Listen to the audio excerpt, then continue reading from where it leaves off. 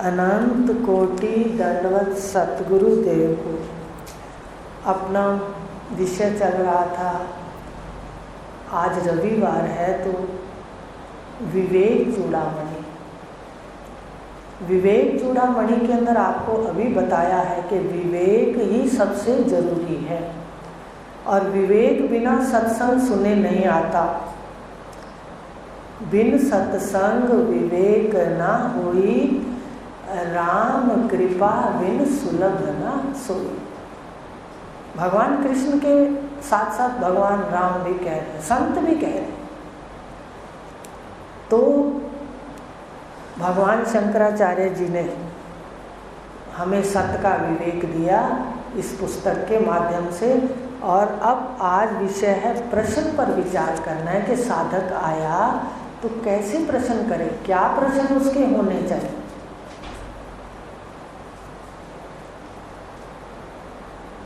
प्रश्न जब साधक ने पूछा तो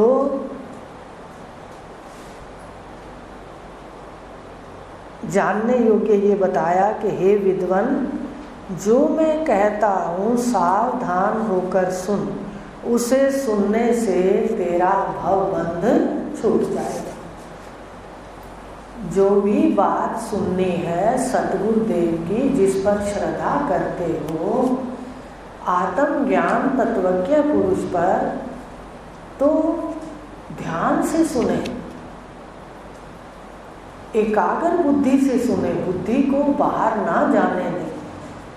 एक उन्होंने कहा, भगवान पहला लक्षण बताया श्रवण का कि ध्यान से सुनो, एकाग्र बुद्धि से सुनो। जो सुनना, मोक्ष का प्रथम हेतु अनित्य वस्तुओं में वैराग होना।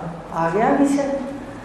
देखो, आपको सरल बता दिया कि सुनने से वैराग होगा,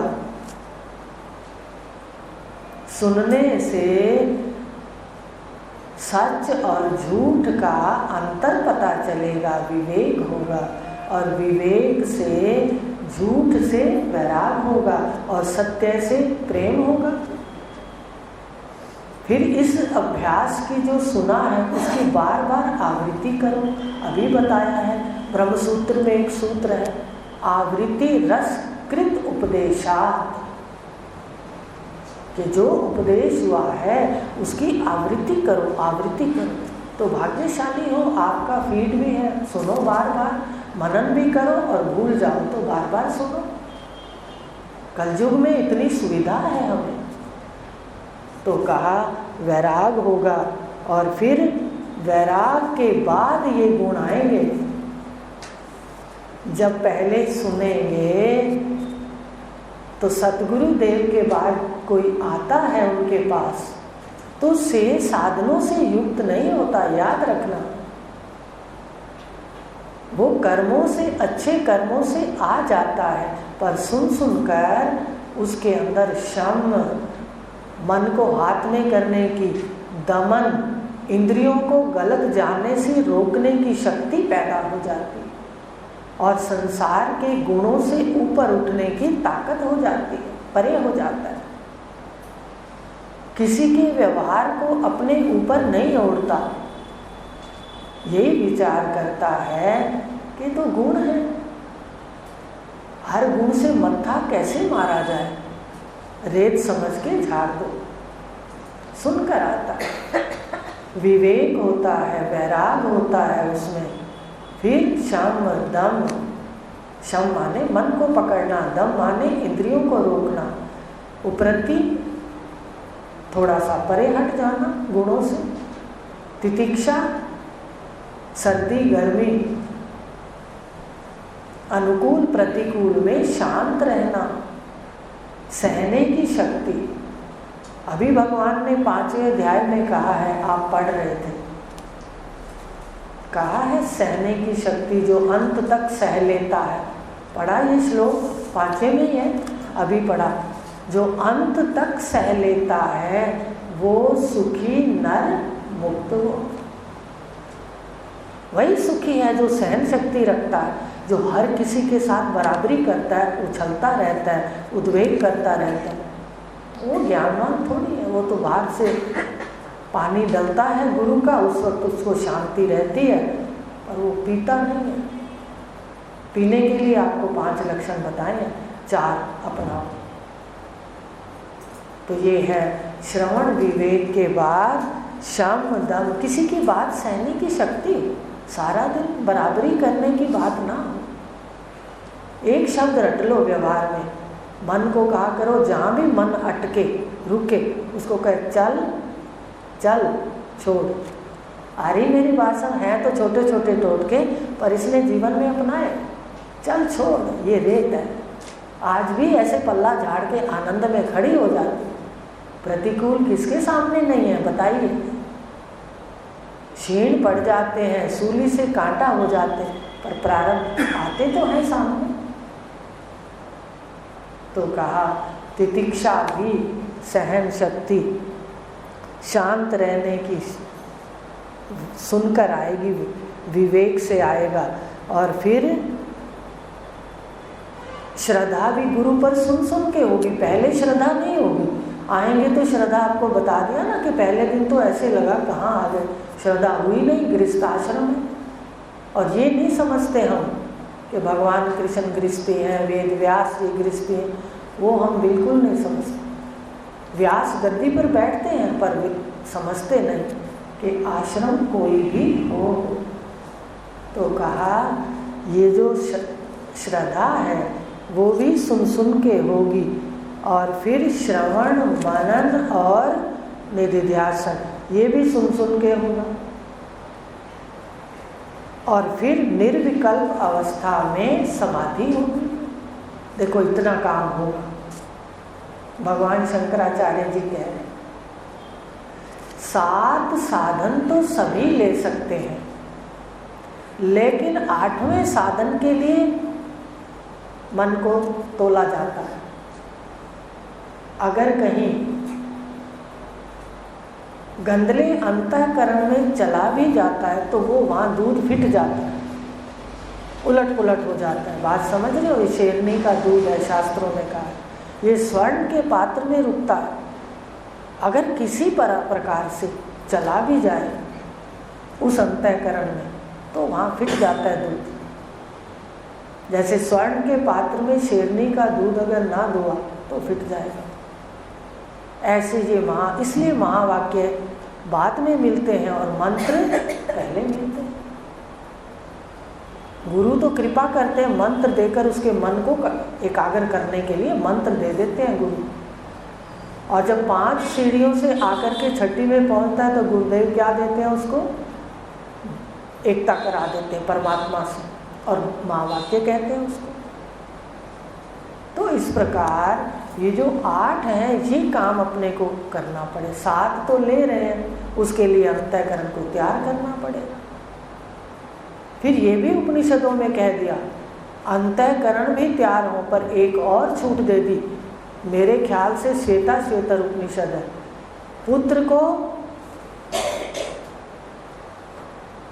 और शांत व्यक्ति को देना, शिष्य को और पुत्र को देना। शिष्य होगा तो शांत होगा, हो जाएगा आते आते, और पुत्र के लिए भी कहा है, और सुनते सुनते धीरे धीरे सारे गुण आ जाए। ऐसे श्रद्धा से सुनते सुनते सारे गुण आ जाए। लेकिन मन के अंदर ये भाव रहे कि जो दोनों हमारे लोग सुधार रहे हैं, हमें यहाँ पर किसी के गुण नहीं देखने।